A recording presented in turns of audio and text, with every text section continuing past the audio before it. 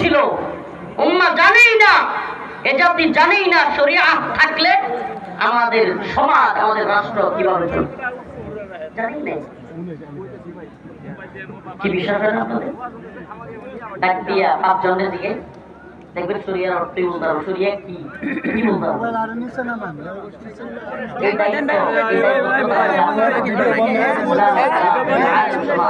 প্রিয় দায়ী ভাইরা, এটার কর্তব্য আমাদের ছিল, এটাই তো আমাদের ছিল যে উম্মাকে শরিয়ার প্রয়োজনীয়তা বোঝানো। উম্মা এখন গণতন্ত্র বুঝে, উম্মা সমাজতন্ত্র বুঝে, উম্মা সেকুলারিজম বুঝে, অথচ উম্মা ইসলামী শরিয়া বুঝে না। এই ব্যর্থতা আমার, আপনার, আমাদের। অথচ আল্লাহ পাক বলেছেন ওয়াল্লাযী আরসালা রাসূলাহু বিল হুদা ওয়া দীনিল হক লিইয়ুযহিরাহু আলাদ-দীনি কুল্লিহি